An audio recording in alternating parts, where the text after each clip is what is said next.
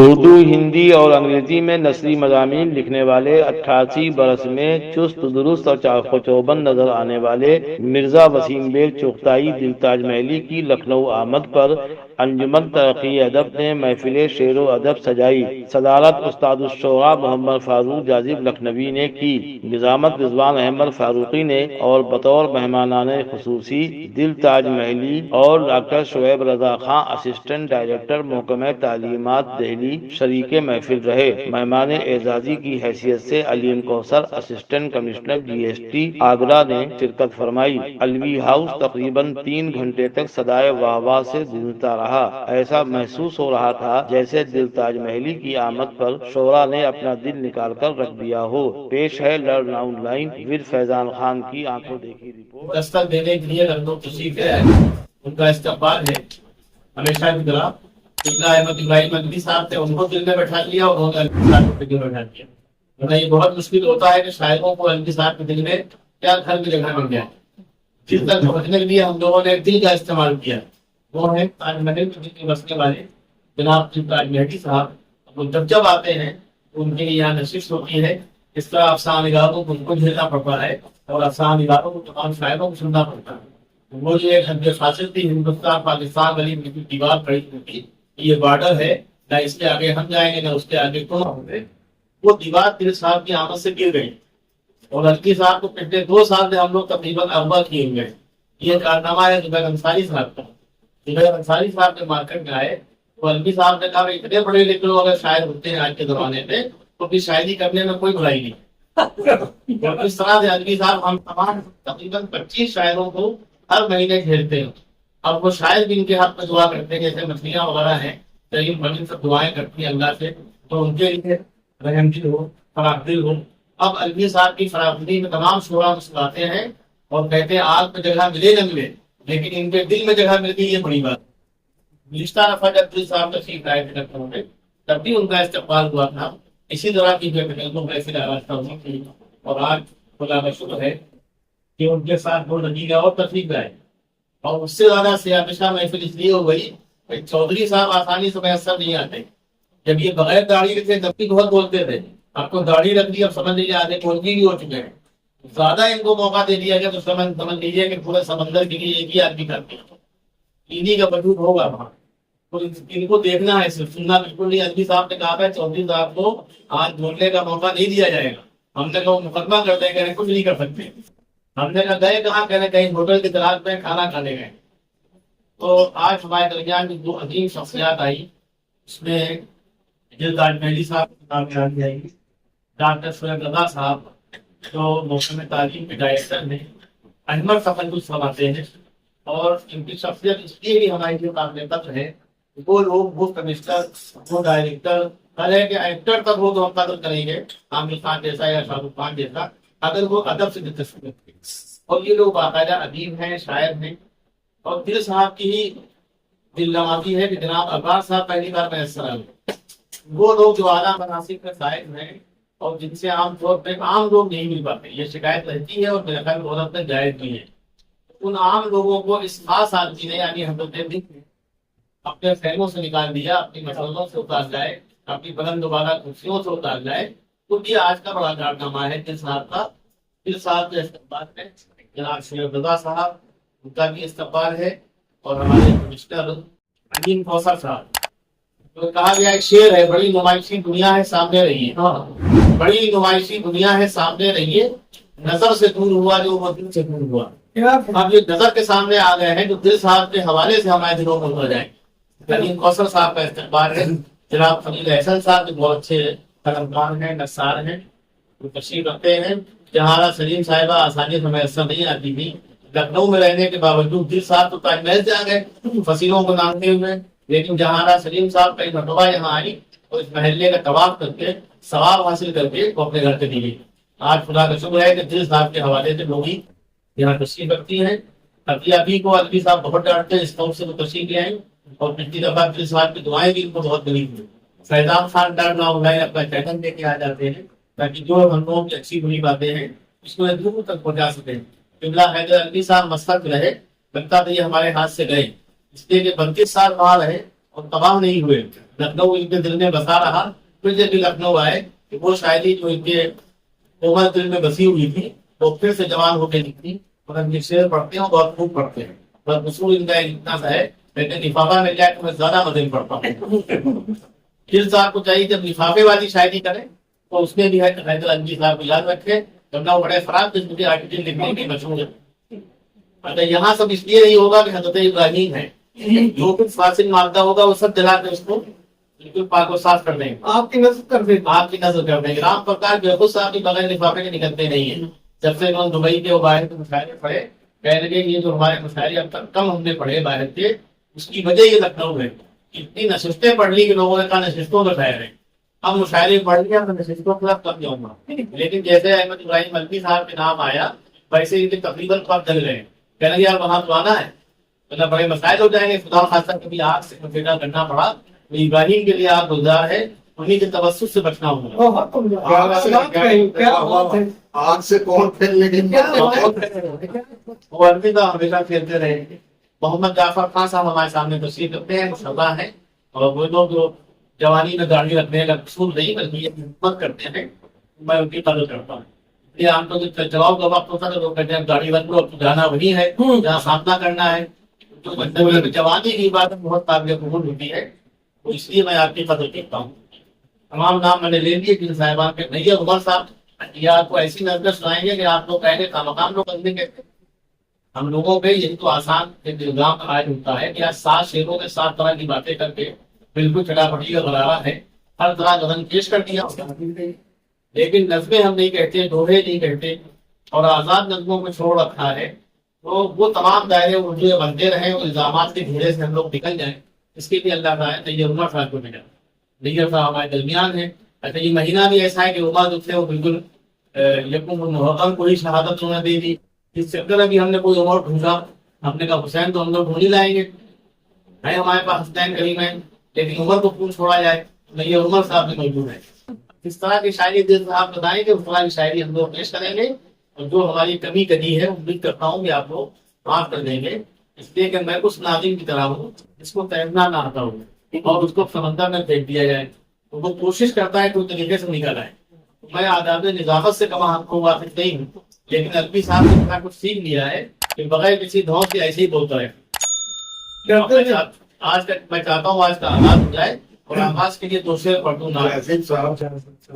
फारूक जाजिब साहब इतने बड़े हैं कि इनका मैं तारुफ ही नहीं करा पाया, इसलिए मैं इनका वजूद इतना हल्का फुल्का है, ये उतनी भारी काम है इनका। मोहम्मद फारूक जाजिब साहब जो वक्त से आ गए, और एक दूसरे अलवी है तारिक अलवी, उनके यहाँ चले गए, वहां से फिर अलवी है हज़रत अहमद इब्राहिम अलवी वहां आए।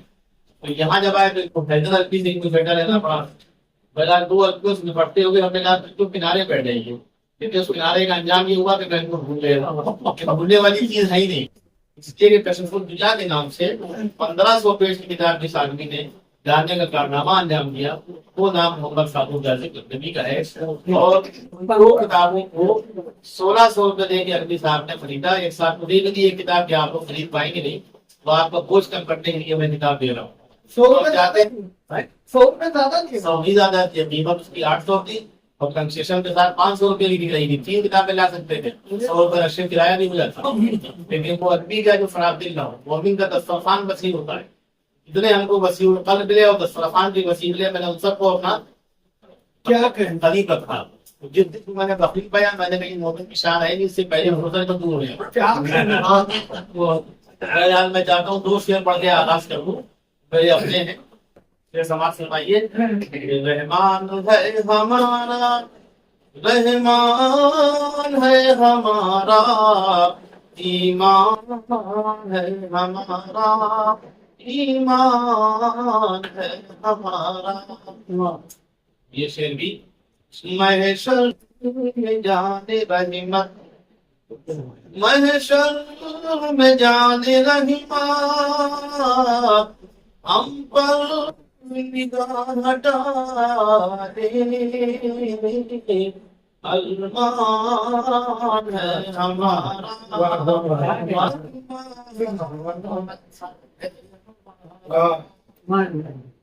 ये तो हम एक नाथ का शेर था, इससे मैंने आगाज कर दिया। और صدارت کے لیے علوی صاحب حکم دیجیے، کس کی صدارت کرو؟ الزام باہر سے آئیں گے، راجیو صاحب کو سدوان دیا، خاموش آدمی ان کو ہم لوگ برداشت کرتے ہیں، ایسا نہیں ہے۔ سر ایسا ہونا چاہیے کہ ویسے حکومت ہند میں جیسے سب رکھا جاتا ہے، بالکل علوی صاحب کو بنا دیں گے سر، وہ سب کاٹ پیٹ کے رکھیں گے، ان کو سر بالکل نہ بنایا جائے۔ دل صاحب ہمارے ٹیم میں بستے ہیں، آج کے 2 مہمان خصوصی ہیں، اور کمشنر صاحب کو مہمان اجلاسی کے طور پہ اپنی محفل میں بجاتے ہیں۔ ابھی جب ہم لوگ فوٹو کھنچائیں گے تو آپ کو مرکزی کردار میں بٹھا کے ہم ہٹ جائیں گے یہاں سے۔ ناظم یوں بھی بالکل فاضل چیز ہوتا ہے، وہ کتنی محنت کر لے لیکن نام اس کا تیسرے نمبر پہ ہی چلتا ہے۔ بہرحال آپ کا استقبال ہے، اور وہ محمد سحر کا میں ضرور پڑھتا ہوں، جو تمام شعرا جن کو لوگوں نے فراموش کر دیا، گمنامی یا کمنامی کے جملے میں چلے گئے، ان کے اشعار پڑھنا ثواب ہے۔ اب وہ تمام لوگ جو غالب بھی اور مصفی ہیں، جن کو ہم لوگ بالکل آخری پیغمبر کے طور پہ یاد کرتے ہیں، ان کو نظر انداز کرنا ہمارے نزدیک ثواب ہے، اس لیے کہ ان پہ تو بہت سے پی ایچ ڈی والے بیٹھے ہیں، ان کی طرفیں نصیب لوگ ہیں، یا احمد ابراہیم ملکی صاحب کو کر نہیں پائیں گے، تاج محلی کے قریب نہیں جائیں گے، رضوان فاروقی کو سمجھ ہی نہیں پائیں گے۔ تو ایسی صورت میں جن لوگوں پہ کام ہو گیا ان پہ کام نہ کر کے احتیاطی پہ کام کیا جائے، کہ احتیاطی کا نمبر کب آئے؟ ملکی صاحب کے جانے کا انتظار کیا جائے، زندگی میں کچھ کیا جائے۔ تو اب کی طے کر دیا ہے میں نے ان کی تمام تر مخالفت ڈانٹ ڈپٹ کے باوجود 15 سال تک نہیں رہے۔ 1 اگست کو احمد ابراہیم ملکی صاحب پہ ہم لوگ سیمینار کریں گے، اور شاعر جو ہے، جو شاعر جن کو انہوں نے ہمیشہ حرف زائد سمجھ کے آنکھ سے خارج رکھا، وہ تمام لوگ ان کو محبت کا خلاف پیش کریں گے، بے کلام پڑھیں گے۔ ملکی صاحب کو یہ سب کچھ برداشت کرنا پڑے گا۔ خدا خاصہ کوئی داؤ دیا انہوں نے تو ہم لوگ قبض آدم فوٹو گلاب انشاءاللہ کروا دیں گے۔ سہریت نہیں ہے۔ بھائی ٹیبل بدل تلاش کرنا ہے، پتہ نہیں کب کتنا ساتھ آ جائے گا۔ بہرحال ملکی صاحب اس میں موجود رہیں گے، اور میں تمام لوگوں کا نام لے چکا، بے ترتیب نظامت ہوتی رہے گی۔ سب سے پہلے جو بہت ہی جوانسار نام ہمارے درمیان ہے، اور جس کی تحریروں نے ہمیں چوکایا ہے، متاثر کیا ہے، اس کو دل صاحب کی دعائیں حاصل ہے، اور جناب احمد ابراہیم ملکی صاحب کی دعا سے نوازتے ہیں۔ ابھی آنے سے پہلے کہا کہ ابھی نے ایک افسانہ بڑا اچھا لکھا ہے، اس افسانے کو سنا جانا چاہیے، اس کو نوازا جانا چاہیے۔ عطیہ کو خود اپنی تحریر کا اندازہ نہیں تھا، لہٰذا تو لے کے نہیں ہے، اگر وفاد بھی ہے اس کا بھی اسلام ہے، لیکن علوی صاحب کی دھمک تو وہاں گئی، اور ان کی بسم اللہ افسانوں کی یہی ہوئی تھی، اس لیے بھی ان کو آنا تھا۔ اب جو کچھ وہ لائی وہ پڑھ لیجیے بغیر کے۔ ایک کہانی آپ کے سامنے پیش کرنے کی اجازت چاہتی ہوں۔ عنوان میں شرارتی تارا۔ کھانے کی میز پر سبھی لوگ کھانے کے انتظار کر رہے تھے، مگر آج سیما کو نہ جانے کیا ہوا تھا، وہ صرف چمچ سے پیٹ پر کچھ لائنیں بنانے میں مصروف تھی۔ اسے نہ تو کھانے کا انتظار تھا اور نہ بھوک کی بے چینی۔ کیا بات ہے سیما، تم کچھ فکر مند لگ رہی ہو؟ جی ابو، آج میں بہت پریشان ہوں۔ کیوں؟ کیا ہوا؟ ابو نے سیما سے پوچھا۔ ابو، آج پھر تارا نے مجھے بہت پریشان کیا ہے، وہ روز مجھے بہت پریشان کرتی ہے۔ کوئی بات نہیں سیما، تم اس باتوں پر دھیان نہ دیا کرو بیٹا، تم ہمیشہ اچھا سلوک کرو۔ سیما خاموش ہو گئی اور ابو کی بات مان کر کھانا کھانے لگی۔ سیما دوسرے دن پھر وہی ہوا۔ روز کی طرح سیما اپنے دوستوں کے ساتھ کلاس میں بیٹھی تھی، تبھی تارا نے کلاس میں قدم رکھا۔ تارا کے ساتھ اس کی طرح کی اور شرارتی لڑکیاں بھی تھیں۔ تارا نے اپنے ساتھ والی لڑکیوں کی طرف متوجہ ہو کر کہا، نشا، آج کا بہت اچھا کھانے کی خوشبو آ رہی ہے، لگتا ہے کوئی بہت اچھے اچھے پکوان لے کے آیا ہے، آج تو مزہ ہی آ جائے گا لنچ کا چھین کر کھانے میں۔ ہاں ہاں ہاں، دونوں شرارتی لڑکیاں زور زور سے اس بات پر ہنسنے لگی، اور ایک ہی جھٹکے میں وہ دونوں سیما کے اور نزدیک جا کر کھڑی ہوئی۔ کیا کر رہی ہو سیما؟ تارا نے شرارت بھرے طنزیہ لہجے میں کہا۔ کچھ نہیں، میڈم کا انتظار کر رہی ہوں۔ اور اوہو، میڈم کا انتظار میں سمجھی میرا کر رہی ہو بدھو لڑکی۔ سیما نے ان دونوں کی باتوں کو نظر انداز کرتے ہوئے کاپی پر لکھے نوٹس کو پڑھنا شروع کر دیا۔ تبھی کلاس میں میڈم آ گئی، سبھی بچے اپنی اپنی جگہ پر جا بیٹھے۔ کچھ دیر بعد لنچ کا وقت ہوا اور سبھی بچے ہمیشہ اپنا لنچ باکس کھول کر بیٹھ گئی۔ سیما بھی اپنے دوستوں کے ساتھ لنچ لے کر بیٹھ گئی۔ تبھی تارا ان دونوں کے پاس آ دھمکی اور سیما کا لنچ چھین لیا۔ سیما نے اپنا لنچ باکس کھینچنا چاہا تو اسی رساکشی میں سیما کا ٹفن زمین پر گر گیا۔ سیما کی معصوم آنکھوں میں درد چھلک پڑا اور تارا قہقہا لگا کر ہنسنے لگی۔ سیما تم کچھ کہتی کیوں نہیں تارا کو؟ سیما کے دوست نے کہا۔ نہیں ابو کہتے ہیں کہ برائی کا بدلہ برائی سے دینا اچھی بات نہیں، کسی کو اس میں خوشی ملتی ہے تو یہی صحیح، اس کے جیسی میں نہیں بنوں گی۔ یہ کہتے ہوئے سیما باہر نکل آئی اور سبھی دوست سیما کے پیچھے پیچھے چل پڑے۔ چھٹی کا وقت قریب آ رہا تھا، سبھی بچے گھر جانے کی تیاری کر رہے تھے۔ سیما بھی اپنے بیگ کو صحیح کر رہی تھی۔ وہ اپنے دوستوں کے ساتھ جو ہی باہر نکلی، تارا نے سیما کو پیچھے سے آ کر دھکا مار دیا اور سیما زمین پر گر پڑی۔ اس کو اس وقت کافی چوٹ آئی۔ سیما کے دوستوں نے سیما کو جلدی سے اٹھایا اور تارا ہنستے ہوئے اسکول کے گیٹ سے باہر نکل گئی۔ گھر پہنچنے کے بعد سیما نے سوچا کہ کیا وہ ابو کی بات مان کر صحیح کر رہی ہے یا نہیں، کیا اسے تارا کی بدتمیزی کا جواب نہیں دینا چاہیے۔ وہ یہ سوچ ہی رہی تھی تبھی ابو سیما کے پاس آئے۔ چلو سیما کھانا کھا لو۔ جی ابو چلتی ہوں، یہ کہتے ہوئے سیما کھڑی ہو۔ چلنے پر سیما کے پیر میں لگی چوٹ ابو نے دیکھی۔ یہ کیا ہوا؟ کیسے لگی چوٹ؟ تارا نے گرا دیا ابو، اب تو حد ہی ہو گئی ہے۔ وہ روز میرا مذاق اڑا رہی ہے، روز میرا لنچ باکس چھین کر بھاگ جاتی ہے اور طرح طرح سے مجھے پریشان کرنے میں اسے بہت مزہ آتا ہے، مگر پھر بھی میں کچھ نہیں کہتی۔ آپ نے منع کیا تھا نا، اس لیے۔ بہت اچھا سیما، تم بہت اچھا کرتی ہو۔ کیوں ابو؟ مجھے اس کی بدتمیزی کا کیا جواب نہیں دینا چاہیے؟ میرے سارے دوست مجھ سے کہتے ہیں تم بھی اس کی بدتمیزی کا جواب کیوں نہیں دیتی، تم خاموش کیوں رہتی ہو؟ مجھے بھی بہت غصہ آتا ہے۔ نہیں بیٹا، ایسا نہ سوچو، برائی کا جواب برائی سے نہیں دیا جاتا، اچھائی سے دیا جاتا ہے۔ برائی کو اچھائی سے ختم کیا جا سکتا ہے۔ دیکھنا ایک دن اس کو اپنی غلطی کا ضرور احساس ہوگا۔ سیما نے ابو کی بات غور سے سنی اور اس پر عمل کرنے کے لیے تیار ہو گئی۔ ابو نے سیما کی چوٹ پر دوا لگائی اور دونوں نے کھانا کھایا۔ روزانہ کی طرح آج بھی صبح سیما اسکول کے لیے تیار ہوئی، مگر آج اسے اسکول جانے میں بہت ڈر لگ رہا تھا۔ آج کی تارا پھر اس کے ساتھ برا سلوک نہ کرے، یہ سوچ کر ڈرتے ڈرتے سیما اسکول پہنچی تو تارا اسے پریشان کرنے کے لیے سامنے ہی کھڑی ہوئی۔ آؤ سیما، آج کیا لائی ہو؟ چلو جلدی، آج تمہیں میرا ہوم ورک بھی کرنا ہے۔ یہ کہتے ہوئے تارا سیما کو لے کر کلاس میں چلی گئی۔ سیما کا معصوم دل گھبرا گیا، دیکھو آج وہ اس کے ساتھ کیا سلوک کرتی ہے۔ تبھی کلاس میں ٹیچر نے قدم رکھا۔ بچوں، کل آپ سب تیار ہو کر آئیے گا، کل آپ سب کی گیم کھلایا جائے گا۔ سبھی بچے بہت خوش ہوئے۔ سچ میں میم، کل پڑھائی نہیں ہوگی کیا؟ نہیں، کل پورا دن گیم ہوگا، اسپورٹ ڈے ہے۔ ارے واہ، کل تو خوب مزہ آئے گا۔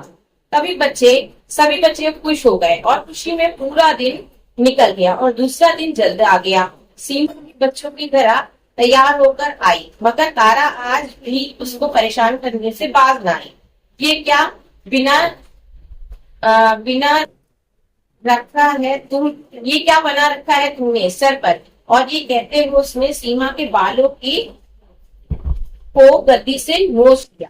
سیما رونے لگی۔ تبھی ٹیچر نے سبھی بچوں کو گارڈن میں جانے کا حکم دیا۔ سبھی بچوں کو طرح طرح کے گیم کھلائے جا رہے تھے، مگر سیما اداس تھی۔ اس کو بار بار تارا کا ظالمانہ رویہ یاد آ رہا تھا۔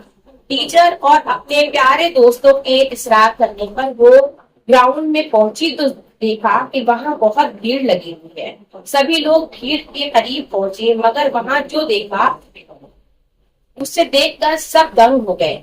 تارا زمین پر بے ہوش پڑی تھی اور اس کے پیروں سے خون نکل رہا تھا۔ یہ کیا ہوا تارا؟ تم کو سیما نے گھبراتے ہوئے پوچھا اور سیما اس کے پاس بیٹھ گئی۔ तारा जो बेहोश थी, किसी भी सवाल का जवाब न दे सकी। सभी तारा को उठाकर मेडिकल रूम में ले गए। जब तारा को कुछ देर बाद होश आया तो उसने खुद को मेडिकल रूम में पाया और सामने सीमा को देखा। कैसी हो तारा? इन सीमा ने तपाक से पूछा। तारा कुछ समझ ही नहीं पा रही थी। तभी टीचर करीब आई। तारा, अब कैसा लग रहा है? मैम, मैं यहाँ कैसे आई? तारा, तुम बेहोश हो गई थी और तुम्हारी चोट भी लग गई थी, इसीलिए तुम्हें यहाँ लाए हैं। शुक्रिया मैम, तारा ने कहा। तुम्हें सीमा का शुक्रिया अदा करना चाहिए। जब से तुम यहाँ आई हो, सीमा तुम्हारी ईमानदारी कर रही है। एक पल के लिए भी तुम्हें उसने नहीं छोड़ा। तारा ने अपने रवैये पर आज शर्मसार थी और उसकी आंखों में दबदबाए आंसू इस बात के शामिल थे कि उसको अपनी गलती का एहसास हो रहा था। उसने सीमा को कितनी तकलीफ दी, फिर भी वो मेरे बुरे वक्त में मेरे काम आई। मुझे माफ कर दो सीमा, तारा ने शर्मिंदा लहजे में कहा। कोई बात नहीं, तुम ठीक हो जाओ, मैं तुमसे नाराज नहीं हूँ। क्या तुम मेरी दोस्त बनोगी? हाँ हाँ, क्यों नहीं। और आज से मैं तुम्हें ही क्या किसी को भी परेशान नहीं करूंगी। ये कहते हुए दोनों गले मिल गई और अच्छी